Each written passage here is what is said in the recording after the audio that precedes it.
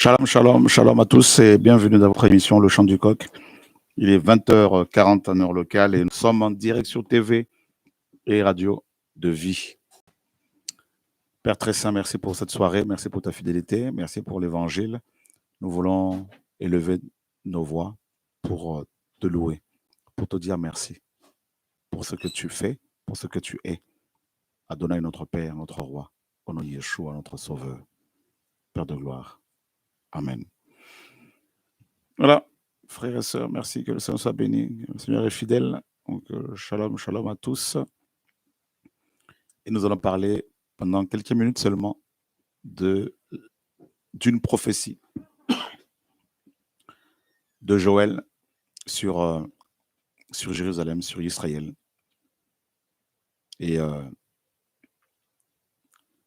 comme vous savez, les prophéties bibliques sont, mes amis, comme une lampe. Cette lampe doit nous éclairer, comme Pierre l'a dit, aussi dans 1 Pierre chapitre 1er. Et on va aller rapidement voir cette parole. Hop. 1 Pierre chapitre 1er. Seigneur, merci pour l'évangile. On nous dit Yeshua. Alors, 1 Pierre chapitre 1er, on est ici. Hop.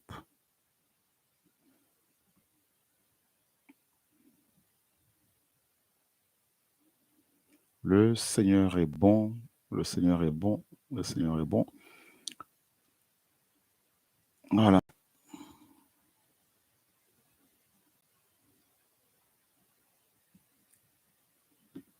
Gloire au Seigneur. Alléluia.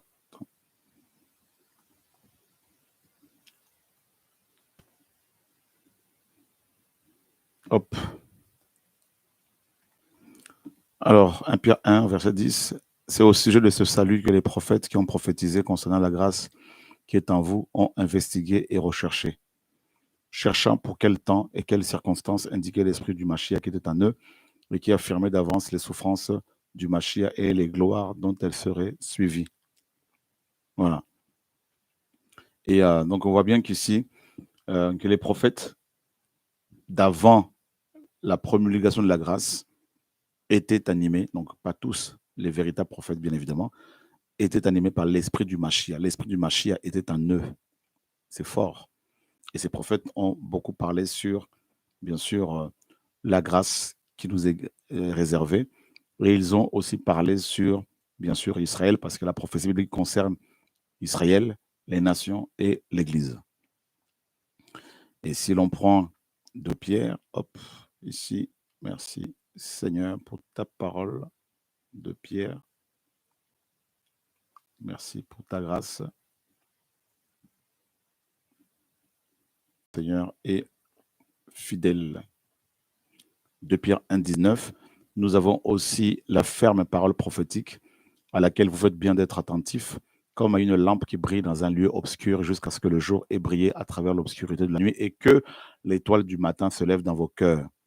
Sachez d'abord ceci, qu'aucune prophétie de l'Écriture ne vient d'une interprétation particulière, car la prophétie n'a jamais été autrefois apportée par la volonté humaine, mais c'est porté par le Saint-Esprit que les saints hommes d'Élohim ont parlé. Voilà. Donc la prophétie biblique est comparée à une lampe qui brille dans un lieu obscur. C'est le monde.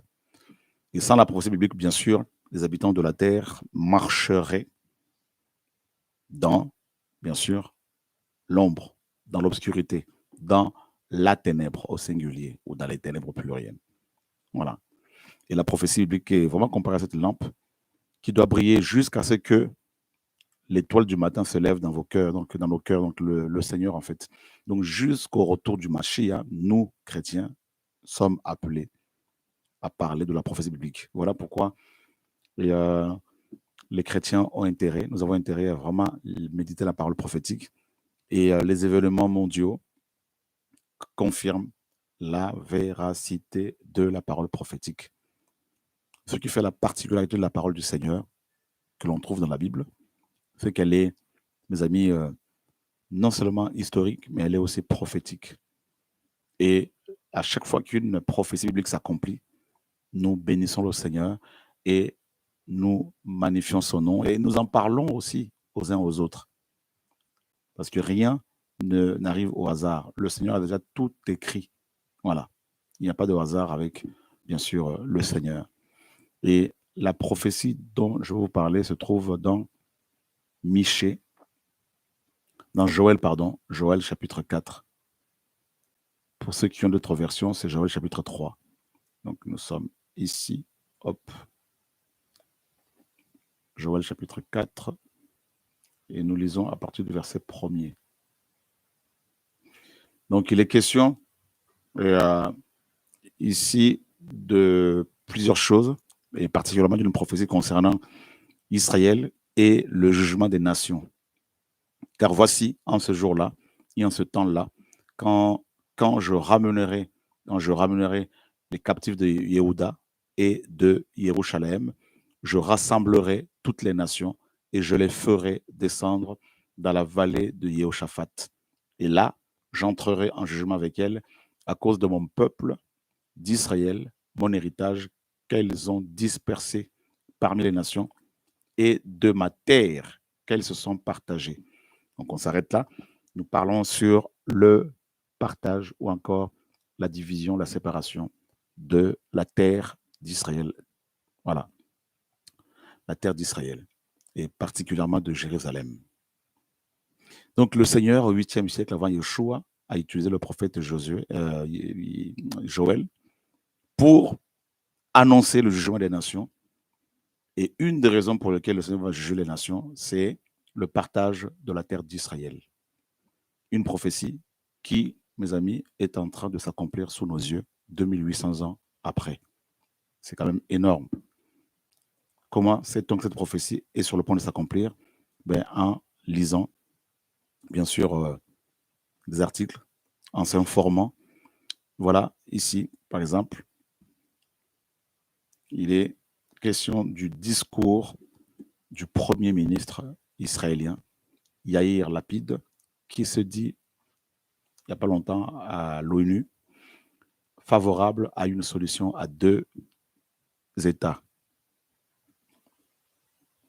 Donc, ce discours a été prononcé lors de la 77e session de l'Assemblée générale des Nations unies, donc le jeudi 22 septembre. Voilà, il n'y a pas longtemps, la semaine dernière.